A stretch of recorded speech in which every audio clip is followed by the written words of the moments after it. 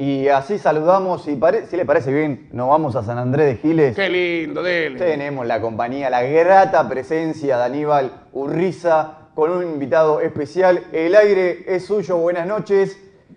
Aníbal, ¿cómo está hoy? ¿Cómo lo trata la vida, diría Juan Bautista Meri?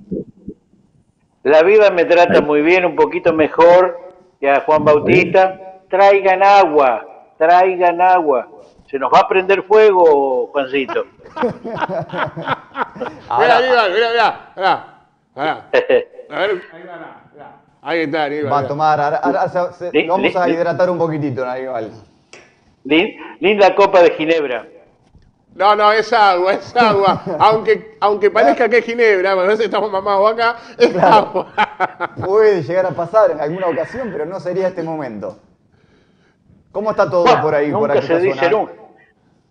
Bueno, realmente bien, pero no voy a ser yo quien va a hablar del tema. Uno tiene una percepción desde el afuera. Y para eso hoy invité a alguien que en San Andrés de Giles tiene, bueno, una reconocida trayectoria médica y además es el jefe de clínica médica en el Hospital Municipal San Andrés de Giles, además es responsable del área terapia intensiva, es uno de los iniciadores de la terapia intensiva, entre otros, ¿no?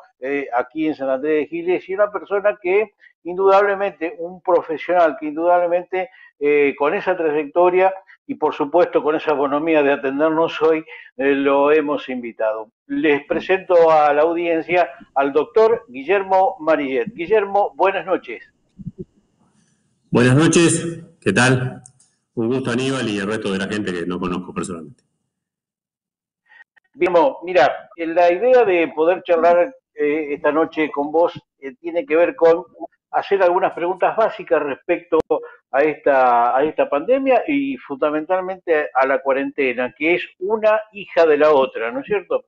La pandemia, hoy por hoy, en el mundo, por la información que vos manejás, porque sé que vos estás muy informado en este sentido y tenés mucho contacto y podés tener la mirada desde otros lugares fuera de Argentina, ¿cómo está hoy? ¿Cuál es la visión, la mirada? Si querés hablar de porcentaje podés hacerlo, pero ¿cuál es la foto de la pandemia hoy en el mundo? La foto es complicada, pero el problema más grande es la incertidumbre, porque no hay en el mundo ningún especialista en COVID. Lo va a haber dentro de un año. Cuando hay un evento nuevo en medicina, se aprende después del año. El año que viene vamos a ver cómo nos fue a los argentinos. En el caso argentino, empezó bien, vamos a ver cómo terminamos, porque fue uno de los países, el primero o el segundo en el mundo, que tomó dos medidas muy rápidas, muy importantes, que fue cerrar todas las fronteras con dos muertos, con 3 muertos, y dictar una cuarentena, que se acuerdan que en marzo y abril fue realmente un aislamiento. Eso fue, para mi gusto, una medida extraordinariamente importante, y ahora se va abriendo porque en ese momento se ganó tiempo para algo fundamental, que es tener respiradores, tener hospitales, capacitar gente. Se duplicaron en algunos lugares, en otros se triplicaron las camas de terapia, y eso es fundamental. Si lo hubiera agarrado en abril hubiera sido un desastre, porque no había infraestructura, no había conocimiento, y ahora lo va a agarrar de una manera que seguramente va a ser más benévola, desde la parte de los médicos. Sí. Guillermo, vos hablás de haber tomado medidas adecuadas, rápidas, que permitió ese espacio de tiempo de confinamiento de la gente, nosotros, el cierre de fronteras internas inclusive, le permitió al sistema poder hacerse de la herramienta. Eso fue producto de la reacción del sistema, porque yo, si mal no recuerdo, el ministro de Salud decía o tenía dudas respecto a algunas cuestiones relacionadas con la pandemia. No lo podemos olvidar a esto. Digo, ¿por qué reaccionó de esta manera el sistema? ¿Qué pasó ahí? ¿Quién influyó? ¿Cómo se influyó para que esto pasara? Yo creo que estuvo muy bien asesorado el ministro en la primera etapa, que fue hacer estas dos medidas rápidamente, porque sabía que veníamos de un tiempo muy largo con hospitales desabastecidos, sobre todo del sector público, y se necesitaba ese tiempo de manera fundamental. Y se copió de lo que pasó en Europa. Tuvimos la suerte que esto pasara primero en Asia y después en Europa. No sé quién fue el infectólogo que le dijo eso, supongo que fue Kahn o alguno de estos, gente que sabe mucho, y eso se hizo bien. Lo que está pasando ahora, que ya estamos en 6.000 casos por día y demás, lo que hay que hacer es un esfuerzo basado en la responsabilidad individual para que no haya miedo. El miedo no es bueno, por ahí se pasa de un lado para otro y hay miedo, y que la responsabilidad sea muy importante y los casos van a seguir aumentando. Eso es indefectible. Se va a infectar cada vez más gente. El tema es que eso no vaya acompañado de la cantidad de letalidad o de mortalidad. Y para eso hay que cuidar a la gente que tiene más riesgo, que son los de mayores de 60 años y los enfermos. Compañeros en estudio tienen preguntas a ustedes, por cierto, y compartimos. ¿Qué les parece? Sí, Aníbal, y buenas noches al doctor. Estamos mirando un poco la estadística de San Andrés de Giles, ¿no? Y hay algo que sucede en otras ciudades y tiene que ver con la tasa de pacientes recuperados que va en aumento. Van pasando los días, doctor. En este sentido, salvo el tratamiento experimental con plasma para aquellos pacientes que avanzan a una fase por allí más compleja de la enfermedad, digo, van los pacientes mejorándose conforme pasan los días, ¿no? Digo, esto es así. Sí, es así, y ahí hay un problema que me parece que es un error del Ministerio que va a tener que solucionar, que se lo hemos mandado a decir, pero bueno, no sé si nos van a escuchar mucho, pero ojalá que sí. Y es que los pacientes que son asintomáticos o leves, no hay problema, se recuperan después de estar 10 días, con 3 días sin síntomas, son dados de alta. Esto permite que vuelva a la fuerza laboral, que es muy importante en la economía de un pueblo, como Argentina particularmente, y son candidatos a donar plasma. Tienen dos propiedades de recuperado. No está pasando eso por una guía del Ministerio, que te reitero, no estamos de acuerdo. Hay muchas instituciones internacionales prestigiosas, incluso ahora la Organización Mundial de la Salud, que desaconseja eso, que ahora se está pidiendo el test de PCR, el famoso test de PCR que está bárbaro para el diagnóstico, para que venga negativo para el alta. Y eso es un error. No sé si me explico porque es medio técnico, pero ahí estamos teniendo una lentitud en los recuperados. No sé si me explico. Sí. El exhaustivo testeo, tal vez no sea necesario ese test de PCR para determinar el alta del paciente, si ya se hace como lo mencionaba recién, ¿no? Esto es lo que usted está mencionando. Sí, claro, sí, tal cual. En realidad no habría que hacerlo más. No habría que hacerlo más por lo siguiente. Hay que hacerlo para diagnóstico. Y para diagnóstico, si se puede hacer más, mejor. Esto está claro. Es decir, cuando una persona tiene síntomas o es un contacto estrecho, te va a dar positivo, tenés COVID, no hay ninguna duda. El virus está vivo. Pero lo que vamos a analizar con la PCR es el gen del virus. Entonces, lo que se vio es que en las personas que se le da de alta y le haces está 20 días internado. A los 20 días le haces por protocolo, a los 14 días, un hisopado y te da positivo. 14 días más positivo, 14 días más positivo y puede estar 3 meses. Los estudios internacionales, cuando hicieron PCR y cultivo del virus, en la PCR da positiva, pero el virus da negativo. La PCR te habla de que vos tenés el gen. Es como decir, yo tengo una duda de quién es mi padre, por ejemplo. Entonces, me van a decir, sí, usted es COVID, usted es mi apellido. Ahora, eso no es prueba de vida, no es prueba de que estoy contagiando. La segunda pregunta me la va a contestar. Le voy a decir, ¿usted a quién le sacó sangre? ¿A un ancianito muy agradable o exhumó un cadáver? Si me dicen le saqué a un ancianito muy agradable, quiere decir que mi papá está vivo. Pero yo no lo sé por la PCR. Si me dicen exhumamos un cadáver, está muerto. Entonces, lo que se sabe es que el virus da PCR positivo, o sea que yo tuve el COVID, pero, porque tengo el gen, o sea, tuve el COVID, me lo voy a sacar dentro de mucho tiempo, pero yo no contagio a nadie. Después de 21 días yo no contagio a nadie. Pero es una sensación de enfermedad para la persona, sensación de aislamiento, estigmatización, se pierden millones, literalmente millones de dólares por fuerza laboral parada, digamos, se gastan muchos hisopados, estamos teniendo mucha dilación en tener hisopados rápidos de los que necesitamos, que son para diagnóstico, y ese es un error importante. Y no puede donar plasma, porque va a aparecer como COVID activo, no recuperado. Claro, claro. El virus, digamos, deja el rastro, deja la marca. Exacto. Exacto. Exactamente. A ver, vamos a las medidas profilácticas, de lo que tanto se habla, de esto de, bueno, uno llega de la calle y se tiene que prácticamente tomar 2 litros de cloro, bañarse en 4 litros de cloro. A ver, hablemos, ¿cuánto hay de, no digo cierto, pero digo, cuánta hay de recomendación más? Y por ahí se pierde la mirada en otros detalles más importantes, doctor.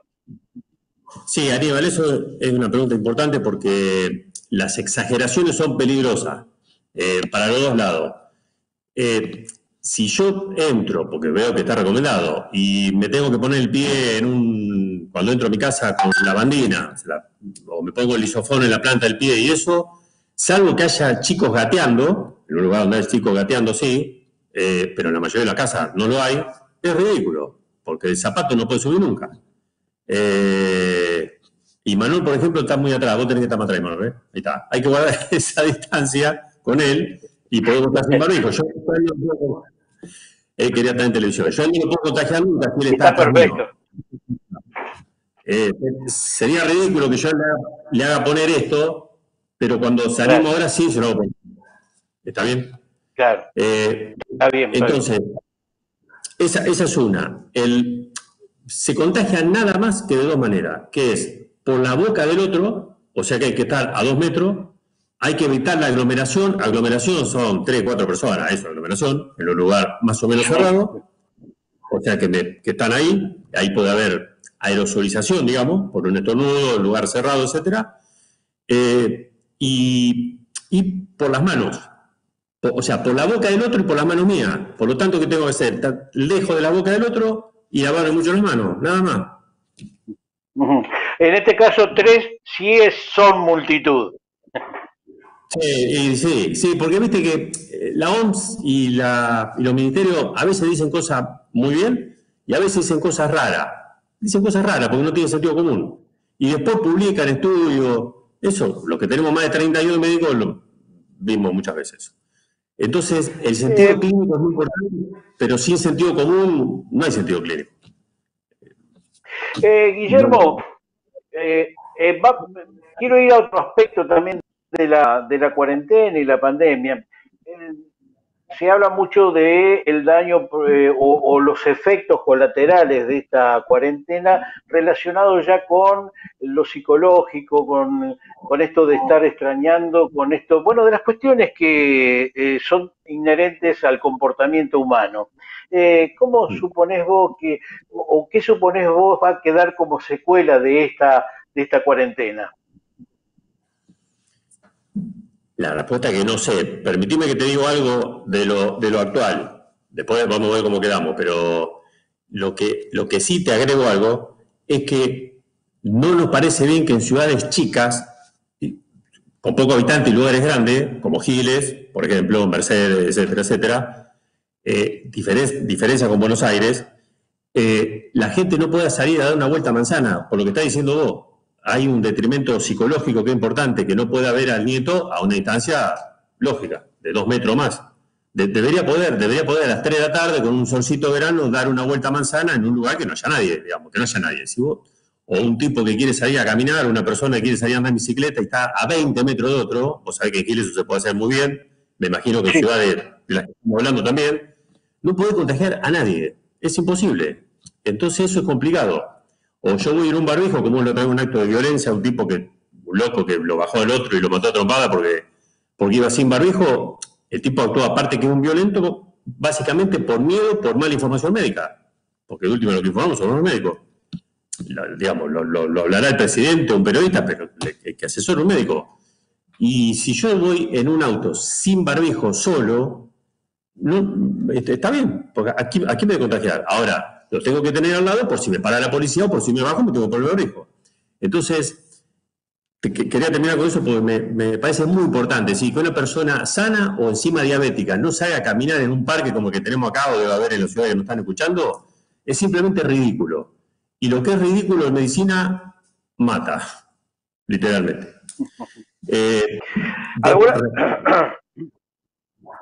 No, por favor. No, a tu pregunta que conjuntamente con lo que venía comunicando usted recién, lo que venía diciendo, creo que en cierta medida coincido con ese aspecto, con esa visión, de decir, bueno, está bien la parte infectológica, pero también la salud no es solamente un virus, contagiarse, es también lo psíquico, el esparcimiento, el poder dar una vuelta, como lo mencionaba usted, los chicos también, ya es fatigante esta cuarentena, y creo que también desde nación, provincia y ciudad debería de abrirse un poco el abanico y dejar ingresar a otros que tengan otra mirada, que no sea también parte de este equipo de infectólogos que tanto asesoran a presidencia. Coincido totalmente con vos, con usted. El hecho de que el presidente se haya asesorado nada más que con infectólogos es otro error. Claro error. Se tendría que haber asesorado. Está perfecto que use infectólogo y epidemiólogo. Es obvio que lo tiene que tener. Esto es indiscutible. Ahora, que la pandemia lo maneje en infectólogo es un error enorme. Vos fíjate que hablan de infectólogos y terapistas. Esto en realidad tiene que estar los terapistas, tienen que estar los infectólogos, los epidemiólogos, eso está claro, pero los que manejan la pelota, digamos, el medio campo, como cualquier enfermedad desconocida, somos los clínicos. Deben ser los clínicos mejor preparados, rodeados por gente con especialidades clínicas que esté capacitada para manejar esto. Y se debería haber convocado gente con experiencia clínica, primero. Clínica de campo, los generalistas, y clínica internista, como es mi caso o el de cualquiera. Yo creo que ahí hay un error en el ministerio. Y lo segundo, que es lo que decís vos, es que deberían haber puesto junto en esa mesa, viste, cuando hacen comité de crisis y todo eso, viste, cuando hacen mucha gente no sirve para nada, porque hablan los tres tipos que les gusta hablar y no hablan lo que saben. Tiene que haber muy poca gente, pero para un nivel nacional está bien que esté el presidente con un par de infectólogos, no necesita 10, un infectólogo, un epidemiólogo, un clínico, un generalista de la parte médica. Pero falta una pata muy importante que es la económica. Digamos, necesitas, y el economista no es nada más que el que se recibió de economía, es el que maneja la economía, el comerciante, el obrero, el sindical, es decir, el síndico.